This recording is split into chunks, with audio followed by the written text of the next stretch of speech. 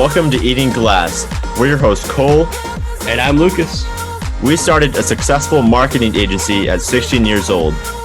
And in this podcast, we and other entrepreneurs will talk about our mistakes in business and how to correctly avoid them. So you don't have to eat glass like us. Hey guys, so today's episode, we have a little bit of something different going on for you. We're actually going to be just going through just a few quick questions, some related to business, some related to mistakes. It's a pretty wide range. So let's get right into it. All right, guys. So I'm just going to throw a few of these questions out, and Cole, you're going to give me your best answer. Okay. Let's get some learning going on. So I'll start with some of the easy ones. We're going to go with SpaceX or NASA. What do you think? SpaceX. Explain. Yes, SpaceX. I like the idea of having, I like Elon, and also I like the fact that they're trying to colonize Mars. Oh, that's awesome. Yeah. They're really pushing the technology forward, whereas NASA is kind of just using the technology and doing research using the technology SpaceX. Yeah, definitely. I think what we needed was a privatized company to push something like this frontier into the future. And that's what SpaceX is doing. I agree with you. Yeah, because really the problem with NASA is when the government doesn't see a point in funding it because they don't really care much about research. Yeah. Unless it's like military weapons or anything. It's hard to get funding for them, which means it's hard to really make strides. And I really feel like SpaceX is doing a lot for the space exploration scene, whatever you want to call it, because they have the want to make a profit off of it. So it pushes them to invent new technologies that will excel and push forward humanity. Yeah. Like flamethrowers. Yeah. You know, that wasn't SpaceX, that was Elon. But hey, look, the burnt hair, making a flamethrower. The burnt hair. Yeah. Like perfume. Yep. Oh god, it's great. Okay, I mean, so that's peak humanity. That acceleration, innovation at its finest. Yes. Sure. Okay, another good one. So, what's a good way to set goals for yourself when starting a business? Like, do you go for big goals, or do you set like small incremental things, like things you can complete in a day to keep yourself motivated? What do you recommend? I would recommend not setting small goals, because what I've seen whenever I've set a small goal, I don't feel that it's like, if it's small enough and I feel like it's attainable, I don't feel pushed or driven to actually accomplish that, because once I achieve it, I feel like I didn't really achieve anything new. I could have done that anyways. It's nothing new for me. So you really need to, a lot of people will say just have the small goals because you don't want to be disappointed on not reaching the big goals.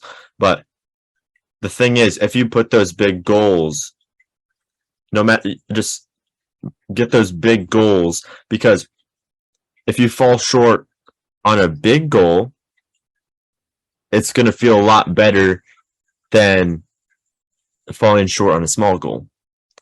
So that's very true. And you know, I mean, it costs nothing more to think of a big dream and a big goal than it does to think of a small one. So, you know, why not just shoot for the big one, you know? Exactly. Yeah. And a good example, I would say, is our business. That's what we do. I believe it was at the very start of our business. You know, you told me about the big goals, and that's why I brought this up. So we are shooting for 10 million in yearly profits by the end of our first year. And we're well on our way to reaching that. Yep. So we're going to get there. But, you know, it really motivates you. And I would definitely agree with you. You know, it gets you excited. Pumped. It gets you ready. Gets you excited. Yeah. Because you can never get excited about some like achievable small goal. Even like everyone will say, you'll feel good when you achieve that goal because you achieved the goal, but you're not pushing yourself. You don't feel like it's really getting you anywhere that you want to go. And it doesn't excite you because of that. But those big goals, they get you excited and they get you thinking. Because now once you say, I'm going to shoot for 10 million in the next month, we're going to go from 0 to 10 million in the next month. Now you're thinking, how would I do that? Like, that's so unreachable, but how would I do it? And that gets you thinking. Yeah. And there's always the possibility, you know? Yeah. And the thing is, a lot of the time people will underestimate what it will take to reach a small goal. So a lot of the time, just accounting for what you would believe it would take to reach a bigger goal would end up leading you to achieving something smaller. So say you're aiming for $1 million in profit and we're going to calculate how much effort it would take to reach that $1 million. If you set your goal for 10 million and just 10x all your effort, then I wonder where you got that saying. Yeah, then that's going to end up leading you to reaching those smaller goals because oh, by the way, Grant Cardone, please don't sue us. Yeah, but you're right. That's a great way to put it. And just shoot big and you'll make it there. Just keep setting goals for yourself. Even the billionaires are setting goals for themselves. I want to go from 1 billion to 500 billion within the next year, and they'll get there. People will get there. It's crazy, but it's the truth. All right. So moving on, I'm going to throw a bit of a harder question at you. This one might require a tiny bit of thinking, but if not marketing, what else would you do? Interesting. Well,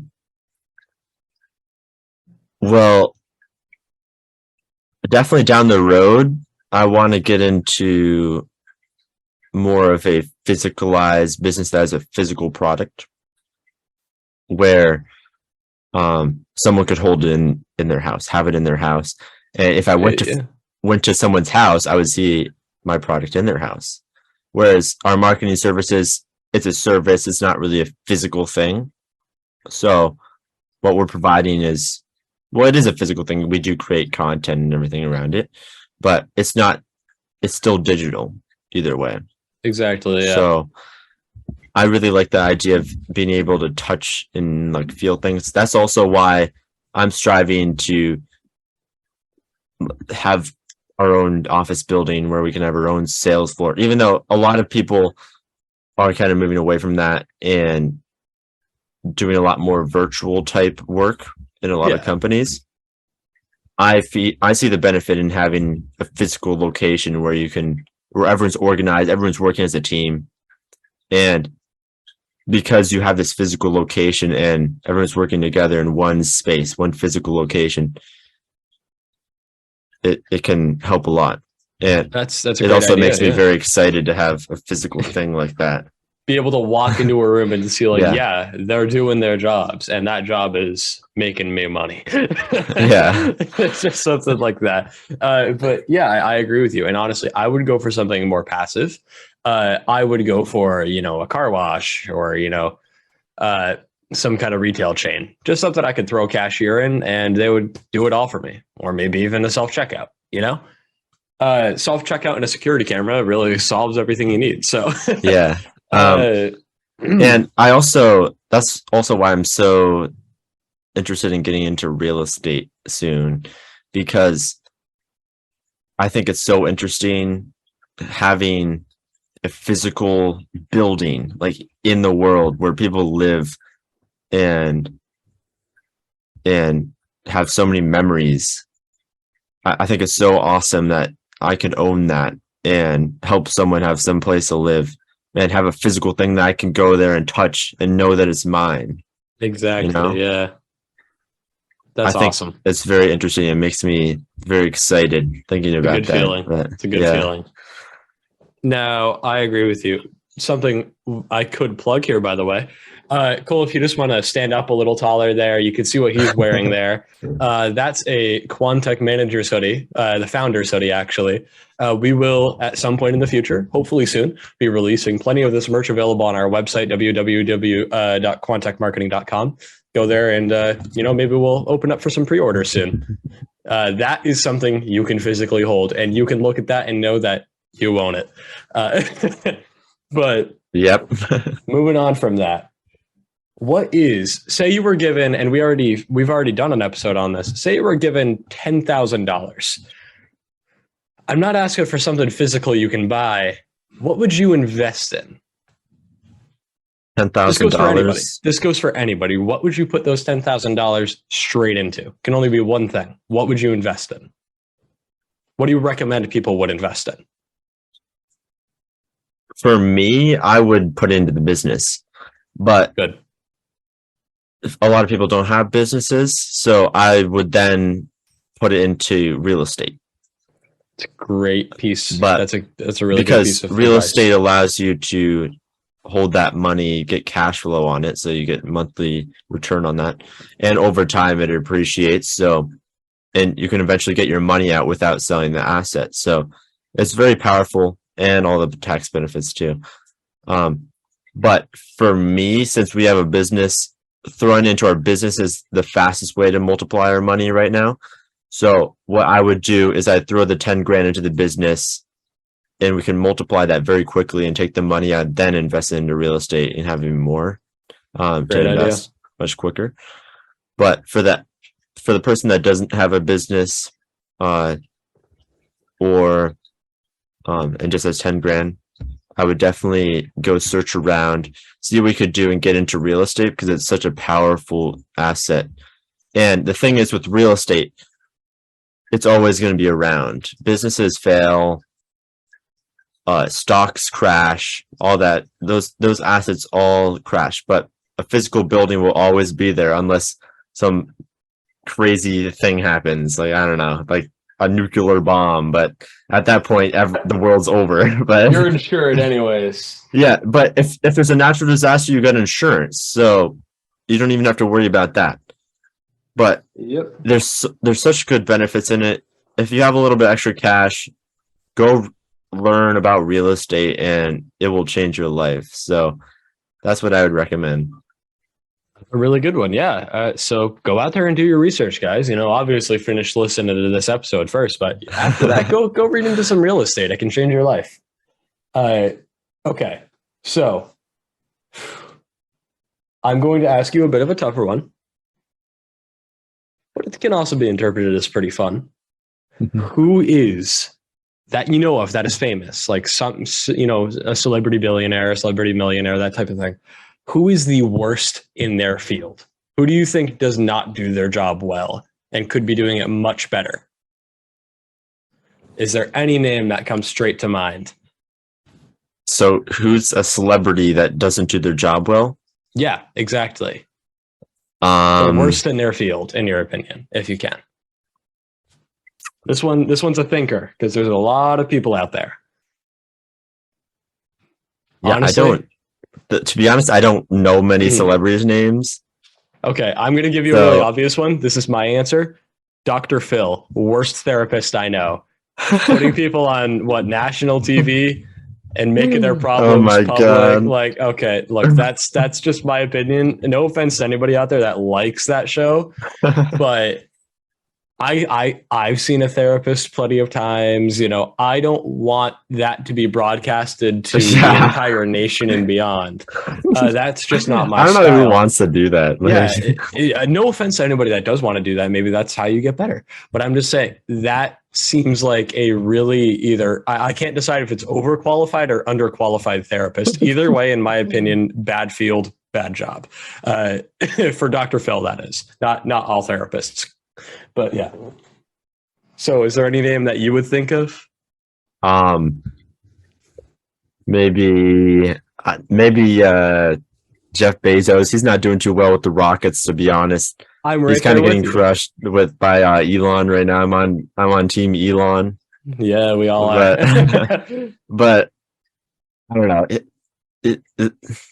what he like gets into space for like 10 seconds and then that is it's just over. Yeah. So I Yeah. don't know. He needs to step up his game. But just wait until we launch our rocket company. He's out of the game then. Hey, Space Y. Space Y coming soon. It's on the way. Space Y. There you go. That's the symbol. Yeah, love it. Anyways. Okay, we're going to move on real quick here. We don't got that much time. What is the worst mistake you can make when first starting a business? The absolute worst. You start a business, you do this thing, you're screwed. What is it? The worst mistake is not putting enough effort in. Great. Elaborate. Because like I was saying before, it's going to take a lot more effort than you thought and then you'll ever think to actually get that business running. And the problem is most businesses fail not because they run out of funding, but because they didn't calculate or what it would take to start the business, how many people they would have to go through before they start making sales. So, for example, if a company is starting up and they're trying to estimate what it would take before they turn profitable, like say they have a new product and they calculate that they need to sell that to like 10 people to break even or make a profit. They'll probably see that number and they're like, okay, that's only 10 people we got to sell this to, but they don't really, no one ever estimates well how hard it is to sell it to those first 10 people because you have no credibility, you have no like proof of service, and it's going to take a lot more energy. We were very surprised too. We thought it would be a lot easier for us to start.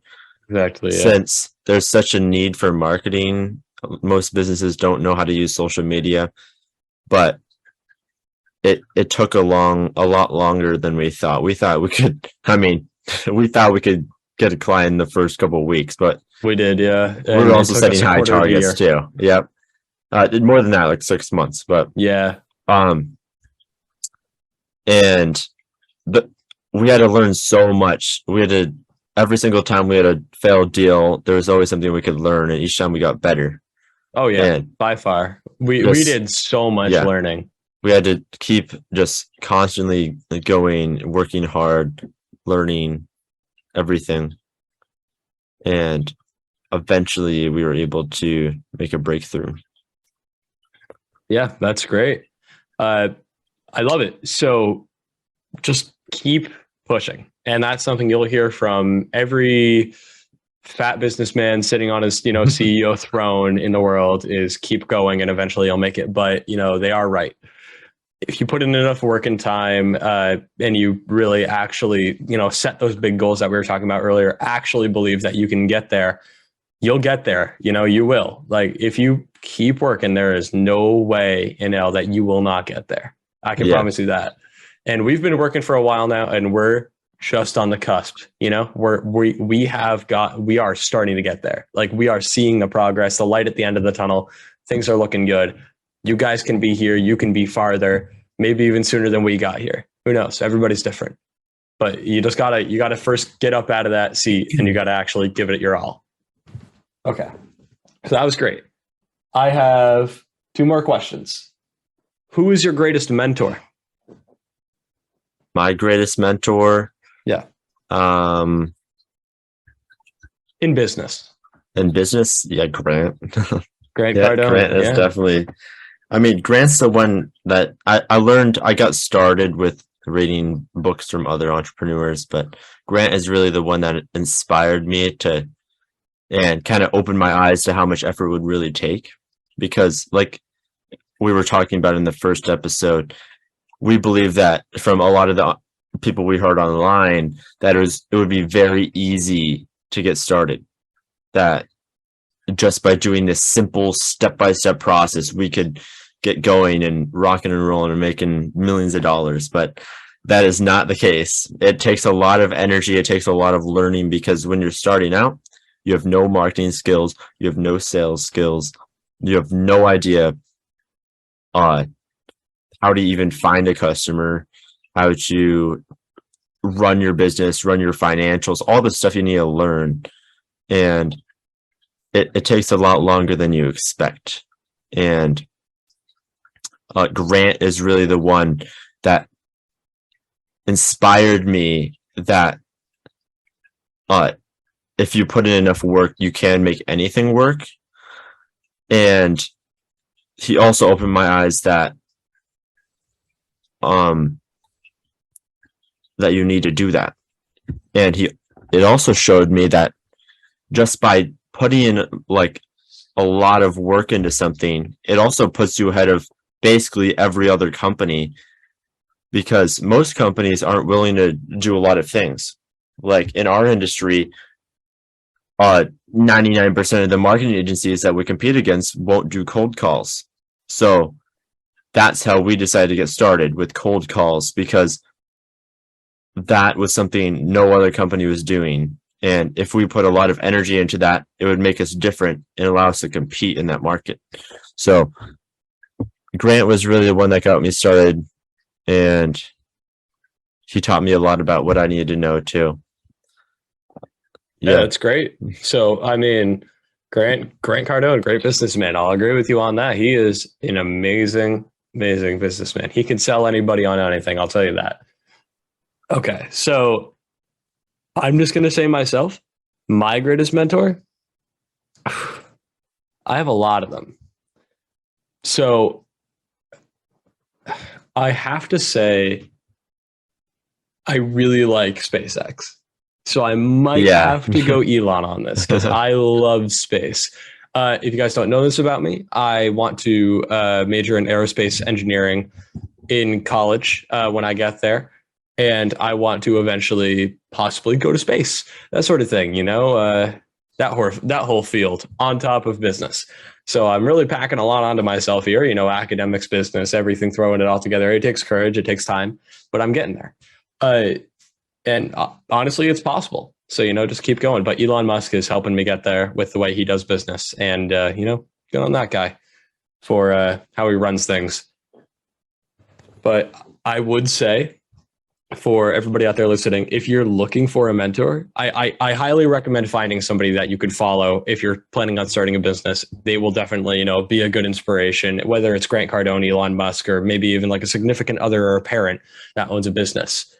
It's somebody close or somebody that big online that you can look up to and learn from. Yeah. I would warn, sorry, I was just going to say, I would warn against small time gurus, because they don't know what they're talking about and they're just there to take your money. So if you're going to pick somebody, have it be somebody you trust, or have it be somebody that millions of people trust, just somebody big in that case. Yeah, someone big and someone that has credibility, and it has a lot of proof that what they teach works and have done it themselves. And really just the other piece of advice that I have is choose one and stick with that one mentor to get started, because you don't want to have too much conflicting information, because then you don't know what to do. So start with one, give it like a year or two, and test out that one mentor, see how their advice works out for you. And if that doesn't work, then try another one, because once you try that one out, it works or doesn't work, or it gets you a little bit of results, but not where you're trying to go, then you can try something else out, because that path isn't getting you exactly where you want to go. So you need to adjust a little bit. So, but try to limit how many people you listen to, because if you have a lot of conflicting information, you just won't know what to do. You'll be confused.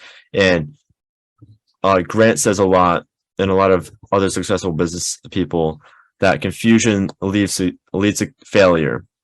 Confusion leads to failure. And it's the same thing in marketing. If someone's confused about what you're selling, they won't buy it, because they don't trust it. So try to not be confused. Stick with one person, listen to that person for a while, and see where it takes you, and just see where that goes. Brilliant. Yeah. Good words from Cole. All right. So I have one more question. This is a bit of a tough one. Okay. I want to ask you, what is a good spend and what is a bad spend when it comes to starting a business? So give me one example of both. Good spend and a bad spend. Yeah. Definitely the best thing you can spend money on is marketing, 100%. That's what you want to throw 90% of your budget in, since if no one knows about your business, they can't buy it, anything at all. And exactly. you can And don't see, just take that from us. Like, look Yeah. online. yeah. Because look at like Coca-Cola. There's a million other drinks that are better, but they're the best known. They're in the most places, so people end up buying them the most, and that's why they're the most valued soda company. So focus on getting people knowing about your business, knowing your name, and that's what's most important, because once that happens, then you can start learning how to sell them. But if they don't know about you in the first place, you can't even start to sell them. So invest most of your money in that. And what not to spend money on is just going out and buying random useless things, such as like I don't know, what's a useless thing? Like, I would say a good useless thing that people buy a lot is, maybe a new handbag, maybe a really fancy watch, things like that, a Rolex, or maybe even a knockoff Rolex. That's still a good amount of money. It's pretty crazy. yeah, so don't go out and spend the first dollars your company makes, or the first money you put in that into just going and buying a nice new car right when you start making some money, or a nice new watch, like he's saying, because that's not going to push your business forward. It might make you feel better, but make you feel like you're doing a little bit better, but it's not going to push your business forward. It's not going to help you out in your business. So keep your money in the business for a while. Just take out the money you need to live, and keep growing your business, because that's going to push you forward. It's going to get you out of your situation. So invest all your money into learning new things and getting known. And don't spend money on useless things like a new watch or Exactly. a new car or a new the house, Exactly. It looks obvious to some people, but to other people, it takes time to understand. It's tough to not give yourself those luxuries right away. You still got to live in the dirt for a bit, and you got to just keep putting that money, keep recirculating it, turn money into more money, into more money, into more money, and so on and so forth. It'll happen. Eventually you can start buying fancy cars. You can start buying fancy watches. Maybe you can even buy yourself a jet. Maybe you can buy yourself 3 jets. Shoot for the stars. But yeah. And when you're starting out, and it's a rule of thumb most of the time until you have a ton of expendable income.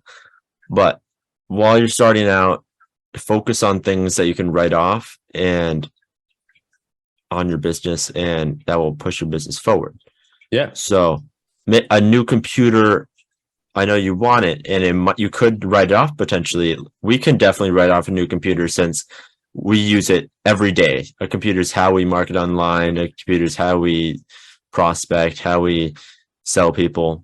Very true. So we can write that off, and it's a valuable purchase for us. That would help us a lot.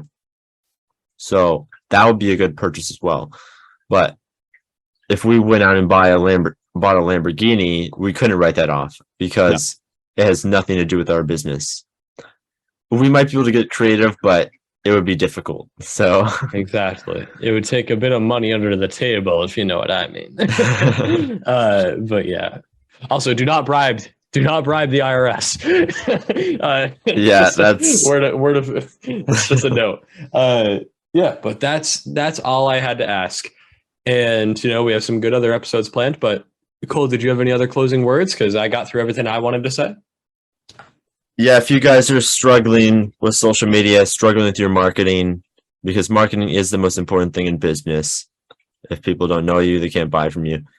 If you're struggling with social media and growing your social media, and especially struggling to monetize your social media, go download our 7-step free guide on our website at quantechmarketing.com. Once you open up the website, it will be front row and center. It will be right there. Just click the free download button and you can get your free guide. It's like about 20 pages.